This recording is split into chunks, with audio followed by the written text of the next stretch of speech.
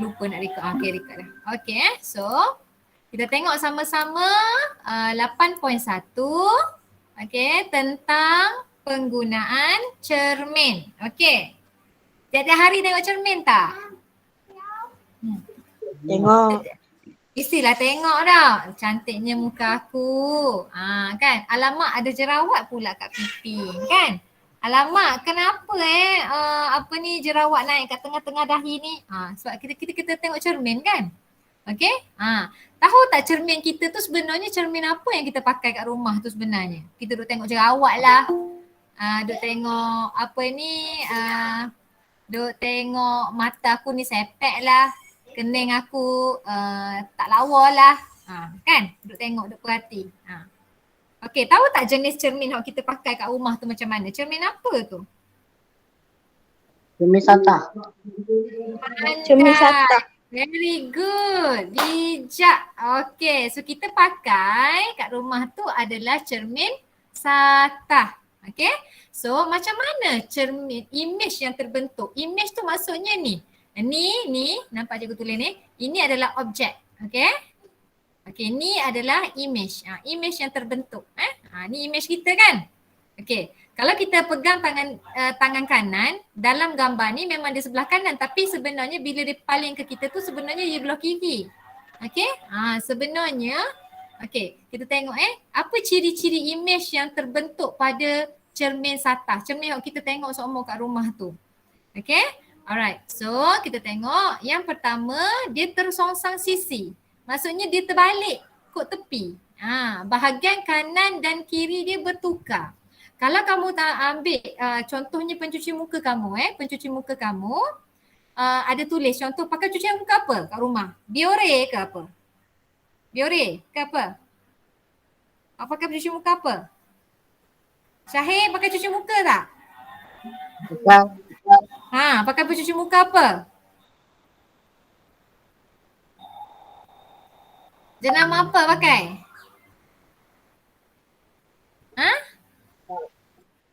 Safi. Okey, orang pakai Safi. Okey. Kita tengok, dekat bila kita tengok Safi tu dia tak terbalik pun kan? Kalau kita tengok dengan mata kita. Tapi kalau kita letak dekat cermin, kita nampak tulisan dia jadi terbalik. Betul tak? Itu maksud dia image yang terbentuk, image yang terbentuk dekat cermin ni adalah tersongsang sisi. Dia terbalik, tapi bukannya terbalik upside down. Faham tak? Bukannya, kenapa ada orang ni bukan dia terbalik, kepala dia duduk bawah, tangan dia duduk atas, tak. Dia cuma tersongsang sebelah sisi. Okay, bahagian kanan dan kiri dia bertukar. Jadi kita nampak tulisan Safi dekat dalam cermin dia akan jadi terbalik. Apa nampak terbalik? Yelah sebab image yang terbentuk pada cermin Sata adalah tersongsang sisi. Boleh terima tak? Boleh. Okay, alright. Okay, yang kedua, apa ciri image yang terbentuk ni? Ini image ni. Okay, image yang terbentuk tu tidak boleh ditunjukkan pada skrin. Maksudnya, image yang terbentuk tu, yang terbentuk kat sini ni, dia tak tunjuk dekat skrin ni. Sebenarnya image kita yang betul-betul adalah belakang cermin ni. Image kita, objek ni yang betul-betul adalah di belakang cermin. Bukan, dia tak tunjuk pun dekat depan skrin tu. Macam macam cermin lah. Kalau macam wayang kalau kita tengok kita pakai projektor kat sekolah, image tu terbentuk pada skrin kan. Tapi kalau ni, image ni tidak terbentuk pada skrin. Tidak boleh ditunjukkan di skrin. Okay. Alright, yang ketiga tu masuk maya. Yang ketiga adalah tegak. Okay, kalau kamu tengok tegak. Afif, tolong tengok adik. Okay, tegak. Image tegak seperti objek. Kamu tengok ni tegak. Kan? Sama seperti objek ni. Okay, sama seperti objek. Dia tegak, dia tak terbalik. Okay, alright. Seterusnya, image yang terbentuk ni, image ni adalah sama saiz dengan objek. Dia tak ada lah nampak kita bila dalam cermin, berapa yang nampak aku lagi besar tak? Kalau cermin Sata, saiz dia sama. Afif, tolong. Okay, saiz dia sama. perubahan saiz. Okay? Sama je. Kita tak jadi gemuk pun bila kita tengok cermin satah.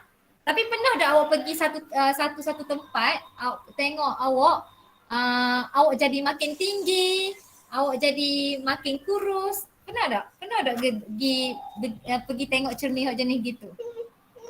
Pernah tak? Jadi makin pendek. Pernah tak? Tak. Tak pernah? Oh, tak pernah Okey, tak apa. Okey, kejap Allah.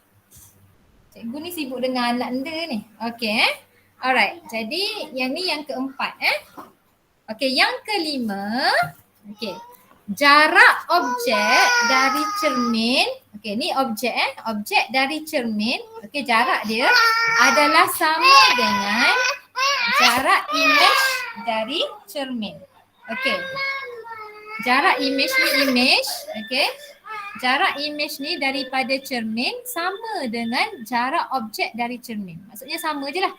Imej ke cermin sama jarak dengan objek ke cermin. Okey. Sekejap ada kawan awak nak masuk. Sekejap.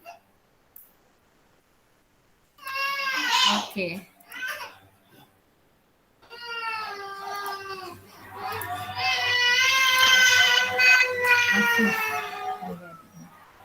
Okey. Sekejap Okey. Seterusnya kita tengok. Okey. Ni imej sahih. Buka ni. Okey, ini imej sahih. Ataupun imej sahih ni adalah imej yang nyata. Okey, imej yang nyata adalah apa dia? Imej yang dapat dibentuk atau ditangkap pada skrin. Contohnya imej cahaya lampu picit dia terbentuk pada kertas putih. Macam cikgu kata tadi, kalau kita tengok kita pakai skrin projektor dekat sekolah, cikgu pakai projektor kan. Okey, imej yang terbentuk dekat atas skrin itu dipanggil sebagai imej nyata. Okey, imej yang nyata. Kita boleh nampak dekat skrin. Tapi kalau imej maya ni dia tak boleh terbentuk pada skrin. Dia tidak boleh terbentuk pada skrin. Contohnya apa? Imej cahaya lampu picit yang seolah-olah terbentuk di belakang cermin. Kita tak nampak imej dia terbentuk dekat sini. Tidak dapat ditangkap pada skrin. Tak nampak pada cermin ni. Dia seolah-olah berada di belakang cermin. Kamu kata ginilah, kamu imagine bahawa kalau kita guna kertas putih, kalau kita gunakan white screen, screen putih, imej yang terbentuk itu adalah imej sahih. Imej yang terbentuk pada skrin. Tapi kalau kita suluh pada cermin satah, okey, imej tu dia tidak terbentuk pada skrin. Sebenarnya dia terbentuk kat mana? Dia terbentuk di belakang cermin. Imej maya. Okey, boleh tak? Imej sahih dia terbentuk pada skrin. Imej maya dia tak terbentuk pada skrin. Tapi dia terbentuk kat mana? Dia terbentuk seolah-olah di belakang cermin. Itu maksud imej maya. Boleh? Belakang cermin. Okey?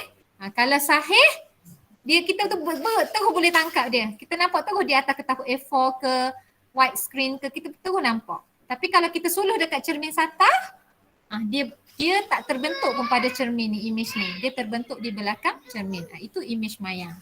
Okey? Alright. Soalan mastery. Herlina berdiri 150 cm dari cermin satah. Kemudian dia mengundur menjauhi cermin sebanyak 20 cm. Apakah jarak antara Herlina dengan imejnya? Tadi cikgu kata apa tadi? Okey, ni cermin. Ni cermin satah. Okey, ni Herlina. Ni objek Ni objek, ni Herlina. Okey, dalam cermin ni ada imej Herlina. Betul? Imej Herlina. Okey. So, kalau Herlina kata Herlina berdiri 150 cm dari cermin satah. Okey. Daripada cermin ni 150 cm. Kemudian dia mengundur sejauh 20 cm. Okey, dia undur pula. Dia undur maksudnya tambah lagi 20 lah kan. Jadi 170 cm. Kan? So, apakah jarak antara Herlina dengan imejnya? Herlina dengan imejnya berapa? Herlina dengan imej dia. Cikgu tunjuk dah. Sekejap. Helena dengan image ni berapa? Tadi kat sini ke sini 170. Image ke cermin berapa? 170. Sama kan? Tadi kan kita katakan jarak objek ke cermin adalah sama dengan jarak image ke cermin. Jadi kalau kat sini 170 cm, so dekat sini pun 170 cm. So berapa jarak antara Helena dengan image dia? Helena dengan image dia berapa tu? 240. Pandai. 170 cm tambah dengan 170 cm, so dapat 340 cm. Okey? Terus Okey, so dapatlah ni macam cikgu gambar tadi dah, 340 cm. Okey. Seterusnya kita tengok. Okey, ada cermin cermin ni ada 3 jenis. Okey. Yang pertama cermin satah yang kita belajar tadi. Yang kedua adalah cermin cekung.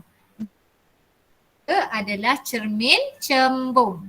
Okey, kita dah tengok tadi cermin satah. Sekarang kita tengok kepada yang kedua adalah cermin cekung.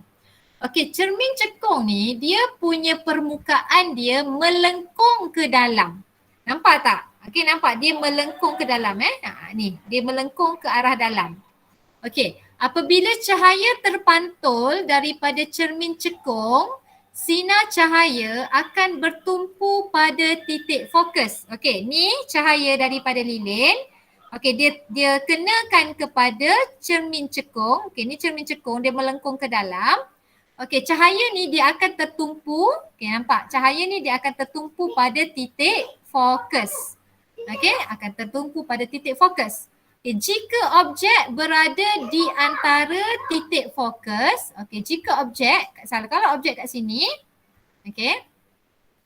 Kalau objek berada di antara titik fokus dengan cermin cekung, okey, objek duduk antara cermin cekung dengan titik fokus, maka image yang terbentuk adalah maya, tegak dan membesar. Okey, ni apa ni? Ini adalah image. Okey, kalau kita pakai cermin cekung, kita letak objek dekat tengah-tengah antara titik fokus dan juga cermin cekung. So image yang terbentuk adalah maya. Maya macam mana tadi? Maya macam mana? Image terbentuk pada skrin ke? Image tidak terbentuk pada skrin? Tidak terbentuk. Yes, pandai anak cikgu. Very good. Image tidak terbentuk pada skrin. So image dia adalah maya. Dia tak terbentuk pun pada cermin ni. Okay. Tegak. Sama kan? Dia tegak kan? Okay. Sama tegak dengan objek ni. Tegak. Dan membesar. Nampak tak? Objek ni kecil je. Objek ni kecil. Tapi image yang terbentuk adalah lebih besar. Okay. Faham tak? Faham. Okay. Kalau satah tadi macam mana satah tadi? Image yang terbentuk pada cermin satah macam mana tadi? Image maya ke image sahih? Maya. Image maya. Lagi? Apa lagi ciri-ciri dia? Tersongsang. Tersongsang. Cermin satah. Tersongsang. Tersongsang. Sisi. Tersongsang sisi. Tegak ke tak tegak? Kalau cermin satah. Kita nampak kita terbalik ke? Tak kan? Tegak kan? Okay, dia tegak. Sama juga. Okay. Tapi saiz objek macam mana? Kalau cermin satah. Membesar ke? Cermin satah sama saiz objek. Cermin cekung, saiz dia lebih besar. Yang ni lah kalau kita pergi kat kedai ke bukanlah biasanya dia buat satu pertunjukan, dia tukar, bukanlah pertunjukan. Contoh macam mana kalau kamu pergi tempat macam 3D studio biasa kalau cikgu pernah pergi dekat Penang. Dia adalah cermin tu, kalau kita pergi duduk depan cermin tu kita nampak kita gemuk. Dia pakai cermin apa? Dia pakai cermin cekung lah tu.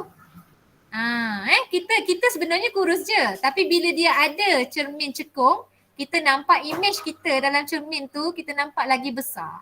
Lagi gemuk. Kenapa aku gemuk ni? Kenapa ni? Sebab dia pakai cermin cekung. Faham tak? Boleh? Boleh Okey, yang ketiga cermin apa? Yang ketiga cermin Sembung. cermin apa? Cermin cembung. Okey? Tadi kalau cermin cekung dia melengkung keluar, ke dalam. Tapi cermin cembung dia melengkung ke luar, nampak? Dia lengkung keluar. Okey? Ni objek. Okey, ni adalah image yang terbentuk. Okey, ini adalah image. Okey, so image yang terbentuk adalah maya. Maksudnya tidak tidak terbentuk pada skrin, tegak dan juga mengecil. Tadi kalau cermin cekung dia jadi besar kan? Tapi bila kita pakai cermin cembung, dia jadi lebih apa? Lebih Kecil. lebih sayang? Lebih kecil. Ni kalau dia pakai cermin cembung ni, kita nampak kita lagi kurus lah. Kalau kita gemuk contohnya, gemuknya aku kan. Tapi bila tengok pakai cermin cembung, wow, kurusnya aku. Kita nampak lebih kecil. Okay? Okay, so itu adalah cermin cembung. Okay, so ada berapa cermin sekarang ni? 3. Ada 3 cermin. Cermin satah, cermin cekung, cermin cembung. Okay, yang ni lah cikgu kata ni. Okay, so cermin yang pertama, cermin satah. Okay, kalau kita tengok kat sini cermin satah ni dia plain, dia gini je bentuk dia. Dia tegak je. Okay, dia tegak je. Okay, so kesahihan image yang terbentuk adalah maya. Maksudnya image tidak terbentuk pada skrin. Okay, orientasi image, okay, tegak, okay, songsang sisi. Okay, yang ni yang penting sangat. Kalau nanti kalau cikgu hantar rakaman video ni, awak buat nota sama sebiji macam ni Dalam buku teks awak tak ada. Okay, so image yang terbentuk tu dia sama saiz dengan objek. Betul? Kan? Kita pakai cermin satah kan kat rumah kita. Okay, kalau kita pakai cermin cekung, okay, image dia adalah maya. Sama juga, image tidak terbentuk pada skrin. Okay, tegak dan juga tersongsang sisi. Tapi saiz dia, dia akan jadi, image yang terbentuk dia akan jadi lebih besar. Okay, yang ni nampak dia punya cermin cekung dia melengkung ke mana ni? Ke dalam ke keluar ni? Melengkung ke? Ke dalam. Okey, melengkung. Lengkung ke dalam. Okey, kalau cermin cembung, okey nampak dia lengkung. Lengkung apa? Keluar. Lengkung keluar. Sama juga image yang terbentuk adalah maya. Okey, orientasi image tegak dengan tersongsang sisi. Tapi saiz image dia jadi lebih kecil. Okey? Beres So dapat beza antara ketiga-tiga jenis cermin. Okey, semuanya maya belaka. Okey? Cermin image yang terbentuk semua maya. Dia tak terbentuk pada skrin. Okey, ni aplikasi cermin satah. Okey, kita tengok aplikasi cermin satah. So kereta ayah kita, kereta mak kita ada cermin ke atas ni. Perasan tak? Ada cermin kan ke atas ni kan? Okey, tu namanya adalah cermin pandang belakang. So dia gunakan cermin satah sebagai cermin pandang belakang. So dia boleh, so apa tujuan cermin pandang belakang ni? Untuk melihat kenderaan yang datang dari belakang. Kalau tak ada cermin, macam mana kita nak tengok? Bawa kereta, nak tengok orang belakang, kereta belakang macam mana? Kan? Jadi perlu cermin pandang belakang. Okey. Yang kedua, cermin satah digunakan di rumah untuk hasilkan ruang bilik yang lebih besar. Biasanya orang kaya ni, rumah dia kalau orang kaya rumah dia besar dah. Lepas tu dia tambah pula lagi dengan cermin, kohoh nampak lebih besar. Contoh lagi kat lain, dekat mana lagi nak suruh nampak ruang tu lebih besar? Kalau kita pergi shopping complex kan, kita pergi shopping complex, kita naik lift. Betul? Perasan tak dekat dalam lift ada cermin? Perasan. Perasan kan? Okey, lift tu kecil ke besar? Kecil. Besar. Lift biasanya kecil je, biasanya kecil. Kalau lift hospital besar sebab dia kena masukkan katil kat dalam. Katil hospital. Tapi biasanya lift dekat shopping complex biasanya dia kecil. So dia letakkan cermin satah ni supaya apa? Supaya lift itu, ruang itu nampak lebih besar. Okay, sama juga kalau rumah kita, cakap kat mak ayah, kalau nak nampak rumah kita lagi besar mak, kita letak cermin. Baru nampak lebih besar. Okay. Alright, kemudian kita tengok. Kedai barang kemas. Dia gunakan cermin satah untuk membolehkan pelanggan melihat kesesuaian barang kemas yang dipakai. Biasa kedai dinampak kan kat sini kan. Okey, sesuai tak dengan aku ni? Emas ni. Jadi dia pakai cermin satah. Okey, seterusnya pelatih di gimnasium memerhatikan postur badan mereka dalam cermin satah. Okay, dia pakai cermin satah so dia tengok. Sebab apa dia pakai cermin satah? Kenapa dia tak pakai cermin cembung ke cekung? Kalaulah pelatih di gimnasium tu dia pakai cermin cembung, apa dia jadi dia? Dia akan kelihatan apa? Kecil. Dia akan lebih kecil kan? Nak buat apa nampak lebih kecil sedangkan dia kena tengok tubuh badan dia yang sebenar. Jadi dia pakai cermin satah. Okay?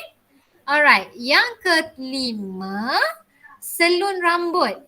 Dia gunakan cermin satah tengok. Untuk membolehkan pelanggan melihat potongan rambut mereka dari pelbagai perspektif. Dia biasa pakai cermin. Okay. Kalau rambut kita kat belakang ni dia tunjuk rambut. Dia tunjuklah dia pakai cermin satah. Okey tak ni? Panjang macam ni. Sebab kita mana nampak kan? So dia pakai cermin satah. Okey ni cermin satah pada barangan kosmetik. Memudahkan persolekan. Ni biasa budak-budak perempuan lah. Takkanlah budak lelaki kot. Ada ni barang kosmetik ni. Bawa pergi sekolah. Kejap cikgu tak ada ni. Nak pergi tengok sekejap jerawat aku hilang tak lagi. Tengok dekat compact powder. Tengok. Kalaulah pakai cermin cembung, jadi gimana? Nampak kecil je jerawat tu. Muka pun nampak kecil kan? Jadi that's why dia pakai cermin satah supaya saiz objek tu sama dengan saiz image. Faham tak anak-anak? Okay. Ni aplikasi cermin satah. Okay. Seterusnya kita tengok aplikasi cermin cekung. Cermin cekung, okey. Dia boleh memantulkan sinar cahaya yang selari dan juga menumpukan sinar cahaya. Contohnya diguna kat mana? Cermin cekung digunakan dalam lampu picit. Sebab apa? Sebab dia nak supaya lampu picit ni dia memancarkan cahaya yang selari. Kalau dia tak pakai cermin cekung, sebab dia cermin cekung dia menumpukan cahaya. Dia tumpukan cahaya pada satu titik kan? Ingatlah titik fokus tadi tu kan? Okey, dia tumpukan pada satu titik. Jadi kalau kita tak pakai cermin cekung, apa yang berlaku? Cahaya ni dia bergerak secara tak selari. Ada pergi naik atas, ada pergi ke bawah, ada pergi ke belakang ni. Bila dia pakai cermin cekung, so cahaya tu lebih selari. Okey? Kemudian cermin cekung dalam siren kereta polis ataupun ambulans. Sekejap kawan awak dah masuk sekejap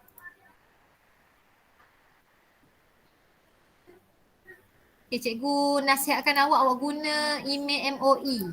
Tak adalah cikgu nak kena admit selalu.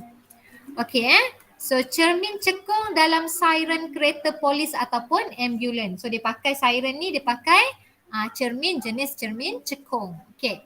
Kemudian, supaya apa? Kenapa dia pakai cermin cekung? Kenapa dia pakai cermin cekung? Kan kalau siren polis tu kita nampak kan daripada jauh kan? Betul tak? Supaya apa? Image yang terbentuk itu jadi apa? Lebih besar ke lebih kecil? Lebih besar. Supaya image yang terbentuk lebih besar. Okey, sama juga dengan doktor gigi. Doktor gigi dia pakai ni. Dia panggil apa entah ni? Cermin pergigian. Kan dia letak dekat dalam gigi kita tu, kenapa dia pakai cermin cekung? Supaya apa? Supaya nampaklah gigi kita tu nampak lebih besar. Senanglah dia nak buat apa? Dia nak tampal ke, dia nak cabut ke, dia nak cuci gigi kita ke. So dia pakai cermin cekung. Okey, cermin cekung supaya objek tu image yang terbentuk tu lebih besar. Okey, kemudian cermin solek. Biasa ni dekat hotel-hotel, dia letak dekat dinding Cermin solek kalau kita tengok kat dia, nampaklah lubang-lubang kat muka aku ni. Nampaklah clear lah jerawat aku ni. Sebab apa? Dia pakai cermin cekung. Jadi kita nampak image yang terbentuk muka kita kat dalam ni akan jadi lebih besar. Pernah guna tak? Pernah tak guna ni? Pernah kan? Cek-cek sikit muka, ada jerawat tak, ada lubang-lubang tak. Okay, next adalah cermin cekung dalam lampu hadapan kereta. Okay, dipakai untuk lampu hadapan kereta untuk mengekalkan keamatan cahaya pada jarak yang jauh. Sebab apa? Cermin cekung ni dia menumpukan sinar cahaya. Jadi dia pakai dekat lampu hadapan supaya dia dapat cahaya tu didapat pancarkan pada jarak yang jauh. Okay. So ini aplikasi cermin cekung. Dekat dalam buku teks kamu ada 2 je. Dekat cikgu ada berapa ni? 1, 2, 3, 4, 5. Ada 5. Nanti awak salin nota buat nota nanti bila cikgu hantar rakaman nanti awak tolong buat nota berdasarkan cikgu punya ni. Okey, tengok pula aplikasi cermin cembung. Kalau cermin cembung image ni macam mana yang terbentuk? Kecil ke besar? Image terbentuk lebih kecil. Okey, kita tengok Okey, so cermin cembung dia mencapahkan sinar cahaya. Maksudnya dia dia tak tumpukan. Kalau tadi cekung tu ditumpukan, yang ni capah. Capah tu maksudnya sebarkan. Jadi medan penglihatan tu akan jadi lebih luas. Okey, contoh. Okey, cermin cembung yang kecil pada cermin sisi kereta. Nampak tak? Pernah tengok tak? Pernah ayah awak ada tak kereta ayah awak letak cermin ni? Ada tak kereta ayah siapa-siapa letak cermin ni? Ni ada. adalah tak ada. Pergi cari, kita tengok. Intai-intai kereta orang. Okey? Tapi janganlah keluar sangat musim-musim ni. Ni adalah cermin cembung. Okey? Jadi kenapa ada kereta dipasang dengan cermin cembung ni? Supaya apa? Supaya dia dapat meluaskan sudut pandangan supaya pemandu dapat melihat kenderaan di belakangnya. Jadi dia luaskan pandangan. Kita boleh tengok dengan lebih jelas lah dekat bahagian belakang kereta. Orang yang bawa kereta ni memang penting cermin-cermin ni. Okey, selain daripada tu, cermin cembung di selekoh jalan. Kan biasanya diletakkan cermin ni kan. Kalau biasa kat mana biasa awak tengok cermin ni? Kat mana? Dekat simpang? Simpang betul tak? Kan simpang-simpang? Kan? Okay. Jadi diletak dekat selekoh-selekoh jalan supaya apa? Untuk meluaskan medan penglihatan pemandu. Jadi bila kita sampai kat depan simpang ni, kita nampak dekat cermin ni, kita nampak kereta datang daripada arah sini dengan arah sini. Dipakai cermin cembung. Okay. Biasa satu lagi dekat 7E ke dekat kedai-kedai ke kan dia pasang cermin ni. Supaya apa? Bila dia luaskan medan penglihatan, jadi kita boleh detect lah ada pencuri ke, tak ada pencuri ke dalam kedai tu. Dia luaskan medan penglihatan. Okey, selain tu cermin cembung pada topi keledar angkasawan yang bersalut emas. Salut dengan emas, kenapa? Untuk apa? Untuk memantulkan cahaya matahari.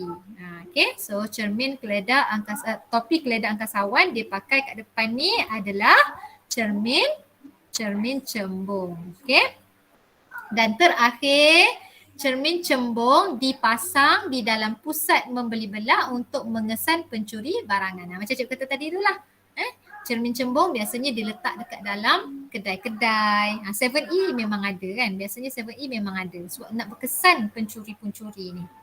Okay, sebab dia sudut dia dihasilkan pandangan yang lebih luas. Okay. Alright. Yang ni yang cikgu suruh awak buat. Cikgu suruh awak buat model apa? Model apa? PBL awak ada beberapa orang sahaja, kelas Mushtari, kelas Uranus yang hantar kat cikgu, Periscope. Semua kena buat. Bukan tak terkecuali pun. Okay? Cuma markah dia akan, hari bila cikgu suruh hantar? Hari Ahad kan, 5 hari bulan 9. Okey, yang hari terakhir. Semua orang kena buat. Dia gunakan apa? Prinsip pantulan cahaya. Okey, siapa yang dalam kelas ni yang dah hantar kat cikgu? Faiz. Faiz. Okey, Faiz. Faiz dah try dah ke? Faiz dah Apa try cikgu? dah ke? Faiz dah try ke guna periskop ni? Dah try. Okey, nampak tak? Faiz Nampak. try, Faiz try dekat mana? Dekat rumah jiran sebelah ke? Faiz intai? Dekat rumah jiran sebelah. Nampak ada orang dalam dekat rumah jiran sebelah? Nampak. Nampak tak? Nampak. Yang ni digunakan dalam kapal selam biasanya. Okey? Periskop digunakan dalam kapal selam. Okey? So macam mana sebenarnya periskop ini dia berfungsi? Okey. Sebab periskop ni, kapal selam ni kan dia menyelam dalam air kan? So macam mana dia nak tengok atas permukaan air? So dia pakai periskop lah. Okey?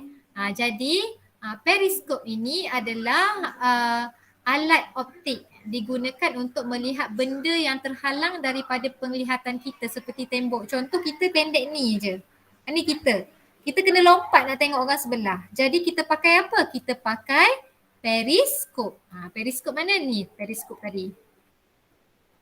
Ya. Ni periskop ni kita mata kita tengok sini, dalam ni ada ada 2 cermin. Kat sini satu, ni satu cermin. Sini satu lagi, 2 cermin. Okey, so bila cahaya daripada kapal ni contohnya, cahaya daripada kapal ni, okey, dia akan pergi ke mata kita. Dia akan dipantulkan oleh cermin, dia akan masuk sini, sampai sini dipantulkan ke mata kita. So kita nampak.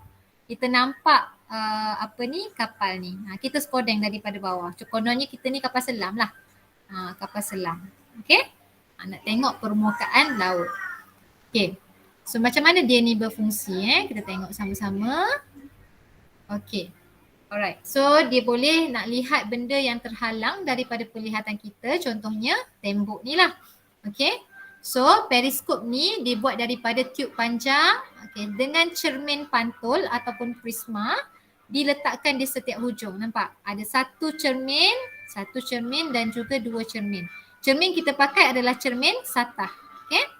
Permukaan pantul ini selari antara satu sama lain dan diatur pada sudut 45 darjah. So 45 darjah. Okay. So mata kita kat sini. So kita nak tengok halangan kat sebelah ni.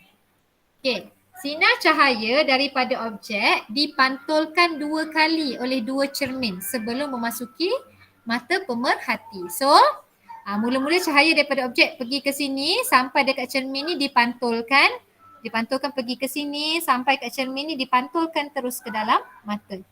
Okey? Faham tak ni? Ini adalah prinsip periskop yang cikgu suruh awak buat tu. Okey? Semua orang kena buat. Nampak cahaya Okey, so masuk dalam mata. Okay. So image yang terbentuk adalah image yang tegak dan juga mayang. Image yang tak terbalik lah, dia tegak. Okay, dan juga mayang. Okay, satu lagi alat adalah kaleidoskop. Kaleidoskop, okay. Sekejap nak tengok ada lagi. Okay. Okay, kaleidoskop. Kamu tengok muka surat 227 buku teks kamu tu. Okay, kaleidoskop tu sebenarnya adalah alat mainan. Alat mainan dia gunakan cermin satah. Okay. So dengan alat ini awak boleh buat pelbagai pola yang mengagumkan. Nampak tak cahaya-cahaya dia sangat cantik. Okey, pola ini diperoleh kerana imej objek-objek di dalam kaleidoskop berkali-kali mengalami pantulan. Dia banyak kali mengalami pantulan yang menyebabkan hasil dia cantik macam ni. Okey, oleh yang demikian jumlah imej yang kelihatan lebih banyak daripada jumlah objek. Jadi so macam mana cara nak buat tu, kamu boleh tengok muka surat 227 tu. Dia pakai bekas gulungan tisu je. Okey. Kemudian digunakan 3 keping kad cermin. Okay. So dia buat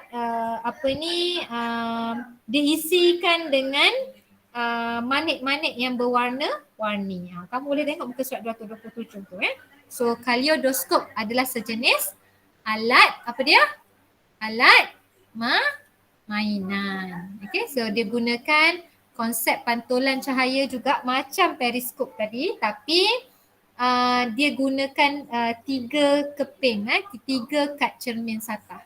Okay. Alright. Next. Okay.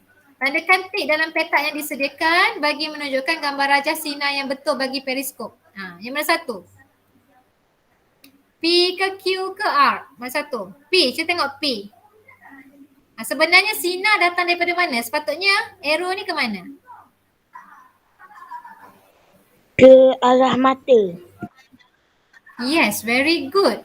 Faiz Okay. So mana satu yang betul anak-anak? P ke Q ke R? R. Yes, very good. R. Okay. Objek kan? Objek cahaya dia masuk. Jadi dia kena pada cermin. Cermin akan pantulkan cahaya tu. Dia terus pergi ke cermin satu lagi. Pantul lagi cahaya terus masuk ke dalam mata. Okay. So dapat skodeng. Dapat skodeng orang. Okay. So jawapannya adalah R. Okay, pandailah tu. Okay. So habis dah. Pasal penggunaan cermin. Okay, ada soalan tak? Tak ada. Ada soalan tak? Tak ada? Okay, kalau tak ada, jom kita buka buku proses skill kejap. Kita buat sama-sama kejap. Okay. Okay, jom kita buka kejap buku proses skill. Muka surat berapa? Muka surat... kejap. Salah ambil buku tingkatan 2 sekejap ya. Okey, muka surat apa? Ada dengan awak tak buku proses skill ni? Nak. Okey, jom kita tengok sama-sama. Muka surat berapa? 108. Kan? 108. Okey. So dia tengok kat sini adalah tentang imej sahih dan juga imej maya. Okay. So tujuan dia adalah untuk membezakan imej sahih, maksudnya imej yang terbentuk pada apa? Pada pada skrin. Okay. Kemudian imej maya tidak terbentuk pada skrin. Okay, dia kata apa? Yang pertama, letakkan sebatang lilin di hadapan cermin satah dan perhatikan imej yang terbentuk seperti pada rajah A. Okay. Kemudian yang kedua, letakkan sebuah skrin di belakang cermin satah dan perhatikan sama ada imej lilin yang terbentuk padanya.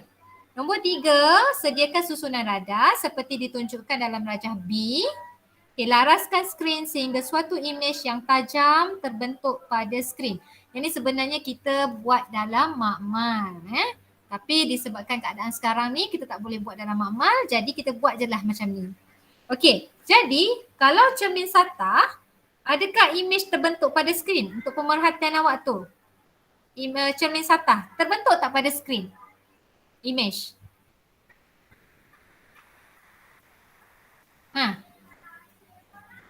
Cepat. Terbentuk tak pada skrin kalau cermin satah, imej, maya ke songsang, maya ke sahih? Maya. Maya. Jadi terbentuk tak dekat skrin? Pandai. Tak terbentuk. Okey, tulis kat situ. Cermin satah tidak. Okey, jenis imej yang terbentuk apa dia? Imej? Imej apa sayang? Imej? Imej Maya. Maya. Imej maya. Okey. Yang kedua ni dia pakai kanta cembung. Kita tak belajar kanta cembung. Okey, abaikan dululah yang ni sebabnya kita tak pakai kanta cembung. Okey, kita tengok perbincangan. Nyatakan definisi secara operasi bagi imej sahih dan imej maya. Imej sahih ialah apa dia? Imej yang apa dia? Terbentuk pada skrin. Dapat ke tak dapat? Imej sahih ialah imej yang dapat ke tak dapat? dapat terbentuk pada skrin. Okey, yang B pula. Image maya ialah image yang apa dia? Image yang apa dia? Dapat ke tidak dapat kalau maya? Dapat ke tak dapat sayang? Kalau maya? Tidak dapat. Tidak dapat terbentuk pada skrin. Okey, so kesimpulan dia. Okey, cuba bagi jawapan lah Image sahih ialah image yang dapat terbentuk pada skrin. Manakala image maya ialah image yang tidak dapat terbentuk pada skrin. Okey, seterusnya muka surat 109. Okey, ciri-ciri image pada pelbagai cermin. Kita belajar tadi ada 3 jenis cermin kan? Okey, jadi sekarang ni digunakan cermin satah, cermin cekung, cermin cembung, kemudian dipakai lilin dan juga kertas graf. Okey. Yang pertama, letakkan sebatang lilin pada jarak 4 cm kertas graf. Okey, daripada cermin satah. So bawah tu ada kertas graf. Okey, so diletakkan lilin. Okey, perhatikan ciri image yang terbentuk dalam cermin satah. Ulang langkah 1 dengan 2 menggantikan cermin satah tu dengan cermin cermin cembung dengan cermin cekung kan. Okey, kejap cikgu lukis sekejap. Sekejap.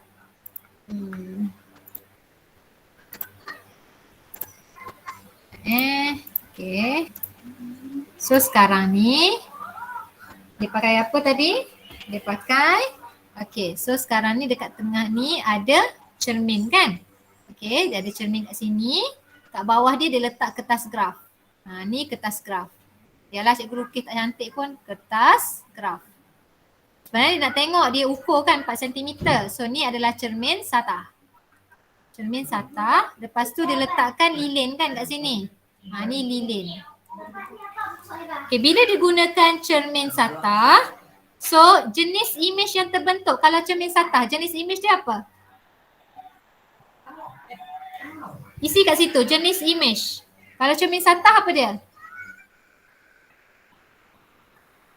Image yang terbentuk maya ke sahih sayang? Maya.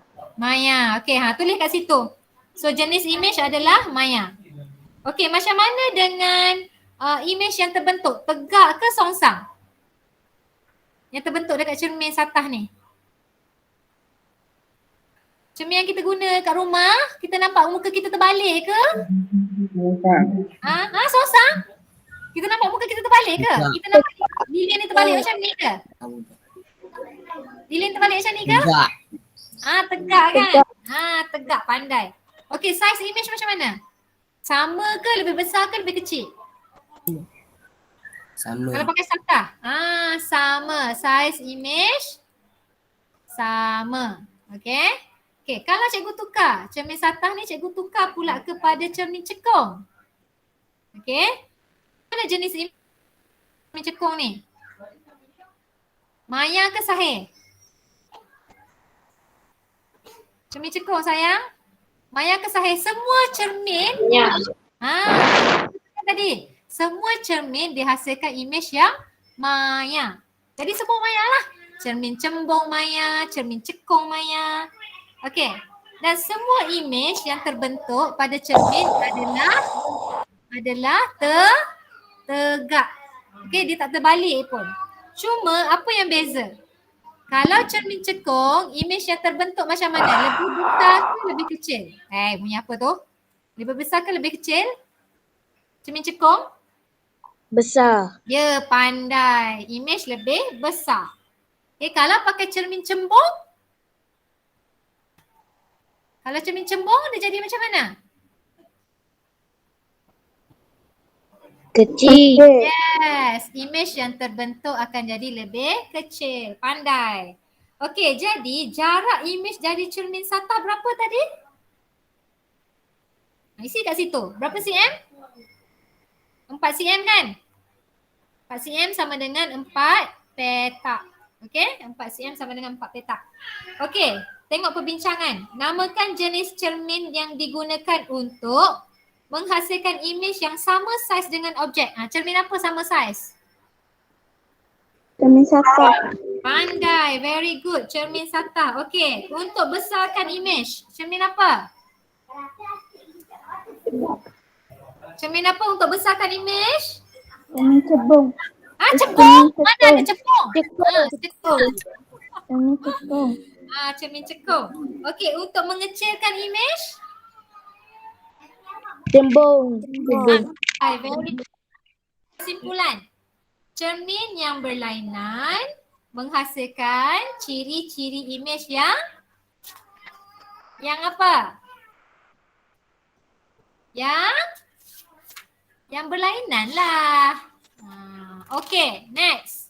Muka surat 110. Aplikasi cermin dalam kehidupan harian. Okey, tengok A. Membolehkan bacaan tepat diambil dan mengelak rawat. Ralat. So dia pakai cermin apa tak nak bagi ralat? Cermin satah ke, cembung ke, cekung?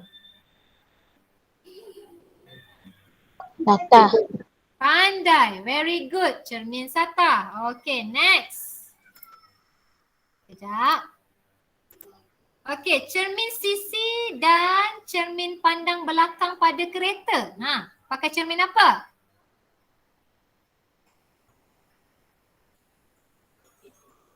Nak nampak ruang lebih medan penglihatan lebih luas. Pakai cermin apa? Cekung. Cekung ke cembung? Kalau cekung kita nampak objek tu lebih besar. Biasa cermin sisi ni pakai apa? Cembung ke cekung? Nak nampak lagi luas? Pakai cembung. Cermin cembung. Okey, C pula. Cermin pergigian. Membesarkan bahagian gigi. Cermin apa? Cermin cekung. Pandai, very good. Okey, D. Cermin di dalam lampu suluh atau lampu depan kereta. Lampu suluh tadi tu. Apa dia? Cermin apa? Cembung. Suka hati je. Okey. Cermin pada lampu suluh, pada lampu depan kereta adalah cermin cekung supaya nampak jarak lebih jauh. Okey, E pula. Cermin diletakkan di selekor berbahaya jalan untuk mengelakkan kemalangan. Cermin apa? Cembung. Pandai. Okey, cermin dinding menyebabkan ruang bilik kelihatan lebih luas. Patah. Pandai, very good. Okey, G. Cermin di setiap sudut pasaraya untuk mengelakkan kecurian. Cembung. Pandai, very good. Okey, cermin solek untuk menampakkan image muka lebih besar. Nampak jerawat lagi besar. Cembung. Satah? Cembung. Cembung. Cekung ke cekung? Nampak lagi besar. Bila sebut besar, mesti dipakai cermin cekung. Nampak lagi besar. Jerawat lagi besar. Lubang-lubang lagi besar. Hidung pun lagi besar. Okay. Alright. Bulu hidung pun nampak lagi panjang. Ada saja cikgu gurau. Okay. Cermin pada dinding studio tarian. Patah.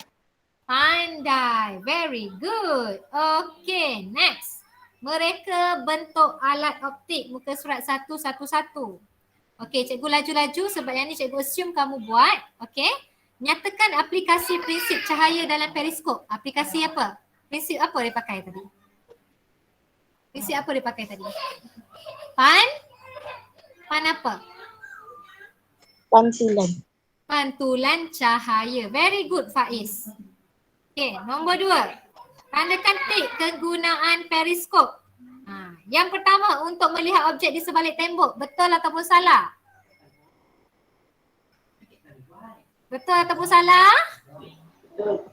Betul tak? Periskop ni kita nak skor dengan orang sebelah. Okey, betul. Untuk melihat objek jauh, betul tak? Betul tak?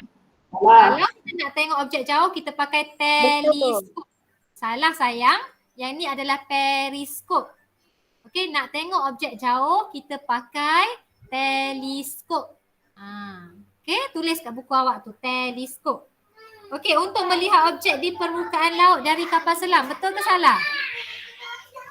Betul. Betul ke salah? Okey, betul. Pandai. Okay. Lukiskan Raja Sina. Okey, kamu lukis macam cikgu lukis tadi tu.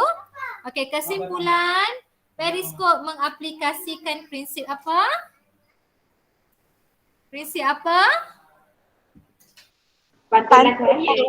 Yes, very good. Pantulan cahaya. Okey, kita habis kelas kita bersama-sama dengan latihan. Seronok tak belajar hari ni? Seronok. Seronok. Okey, jadi tak ada homework lah sebabnya kita dah buat sama-sama. Okey? Alright, so cikgu rasa